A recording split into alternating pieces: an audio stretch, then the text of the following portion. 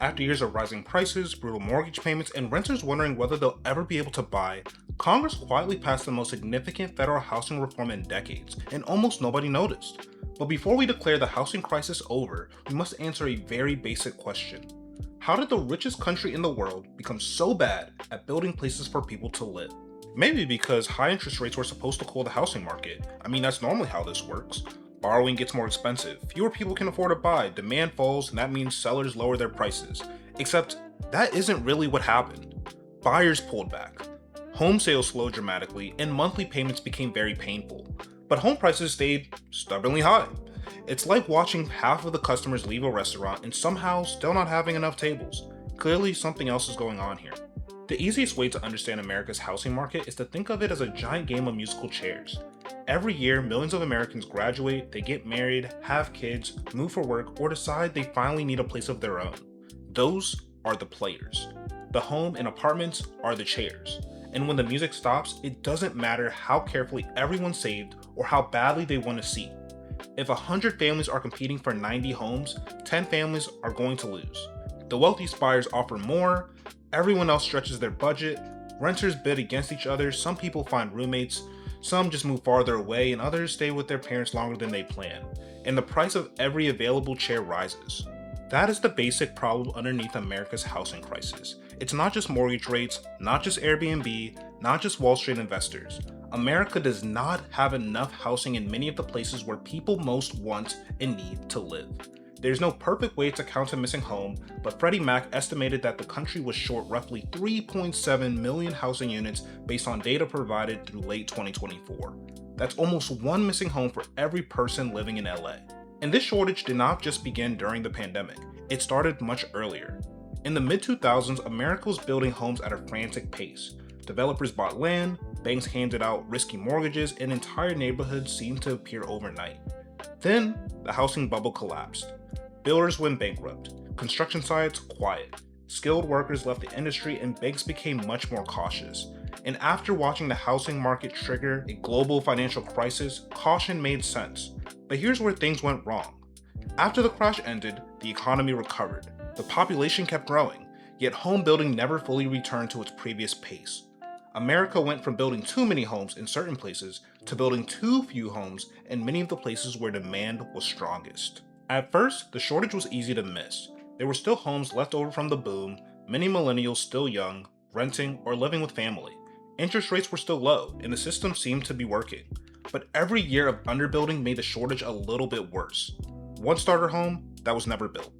One apartment building that never received approval. One development delayed by financing, permits, rising costs, or neighborhood opposition.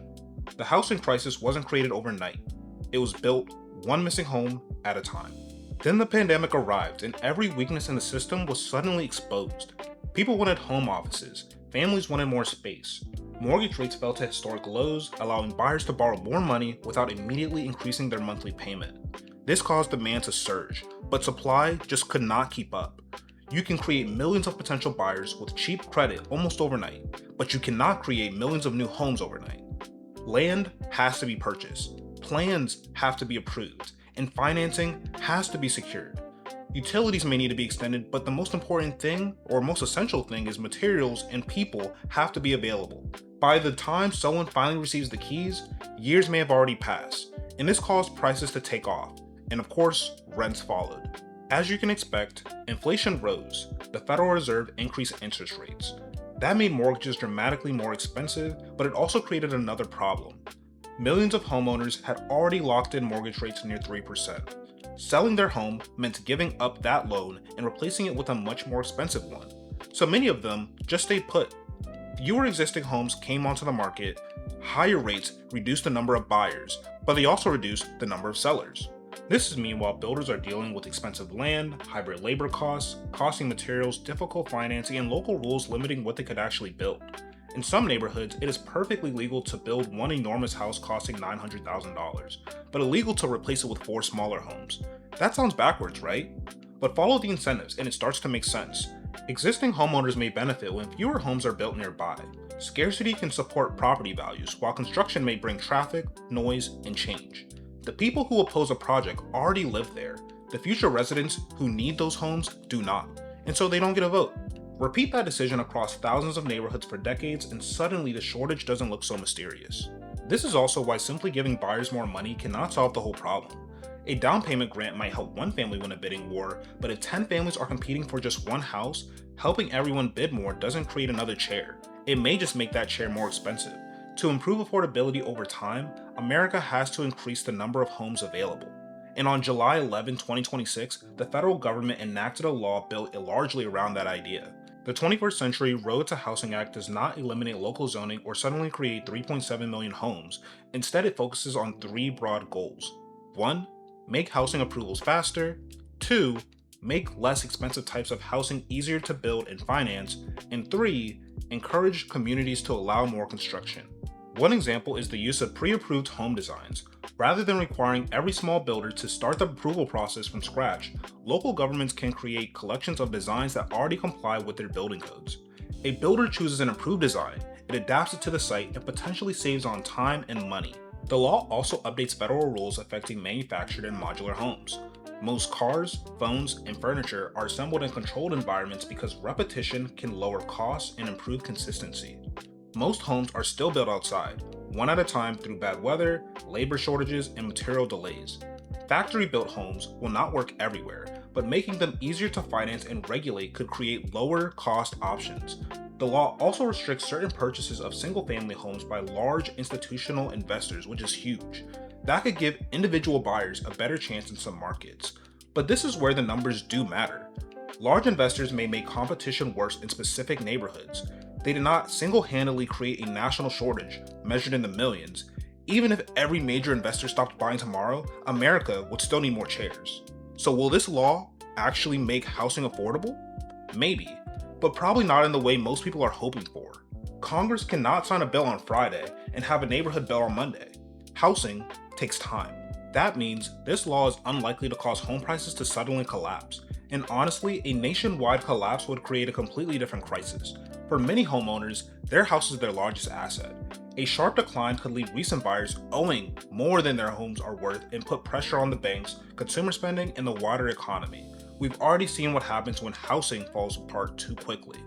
The healthier outcome is much less dramatic. More homes get approved, inventory slowly improves, rent growth cools, and then buyers would face fewer bidding wars. This would allow for incomes to finally have a chance to catch up. Housing could finally become more affordable without every existing home losing 30% of its value. But there is one major limitation. The federal government does not control most local zoning. Washington can offer funding, update federal programs, and make certain approvals easier, but the decision to allow a duplex, a townhouse, apartment building, or smaller lot is still often made locally. A community might support affordable housing in theory. The real test comes when someone wants to build it down the street. Supporters of the law argue that many small reforms can eventually add up. Shorter approvals save money, standardized designs reduce uncertainty. Better financing makes manufactured houses more practical, and federal funding can reward communities that add supply. Critics can fairly point to everything the law does not solve. It does not make expensive land cheap. It does not create more construction workers, and it does not lower mortgage rates. It also doesn't force every community to build. And it doesn't guarantee that every new home will be affordable to every family in the first place. New housing is often expensive because it uses today's land, today's labor and materials, and interest rates. But new construction can still affect older housing. When someone moves into a new apartment, they may leave an older apartment behind. Another renter moves into that unit, opening another vacancy somewhere else. The newest seat may be expensive, but each move can open another seat down the line.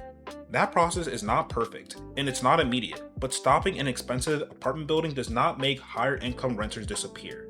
It leaves them competing for the older homes already available. The players remain, only the chairs are missing. So is America's housing crisis finally turning around? It is far too early to declare victory. One law cannot erase more than a decade of underbuilding. Mortgage rates remain painful, local resistance remains powerful, constructing millions of additional homes will take years. But something more important has changed. For a long time, America treated housing affordability mainly as a problem of helping people pay higher prices. They offer a larger loan, provide a tax benefit, assist with a down payment. These policies can help individual families, but they do not necessarily fix the shortage underneath the market. This law starts with a different idea. Maybe America does not need to find better ways to finance expensive homes. Maybe it just needs more homes, more starter homes, more apartments, townhouses, manufactured homes, more choices between a small apartment and a detached house on a large lot. That sounds obvious, but in housing policy, admitting what the real problem is may be the biggest change of it all. The crisis did not grow because millions of Americans suddenly forgot how to budget. It grew because the number of people searching for homes increased faster than the number of homes available where they wanted to live. Too many players, too few chairs. The 21st Century Road to Housing Act does not end that game, but it may finally begin adding chairs. And if communities allow more construction, builders reduce costs, and America can keep on adding supply over the years instead of months, the market could slowly become less punishing. Not cheap, not fixed overnight, but better. The beginning of the end of a housing shortage doesn't look like prices crashing on the evening news. It looks like an apartment receiving approval a little bit faster, a vacant lot becoming 4 homes instead of just 1, a factory producing houses at scale, a renter having 3 choices instead of none. One small change at a time, one missing home finally built. And of course, even if America builds millions of additional homes, another force will still determine what buyers can afford, because the price of the house is only the first number. The cost of borrowing the money can change everything. No pun intended, but if this hit home, let me know in the comments. Has this changed how you think about your own money? And if it did, leave a like because it helps it reach more people. I thank you for watching, and I'll see you in the next video. Peace!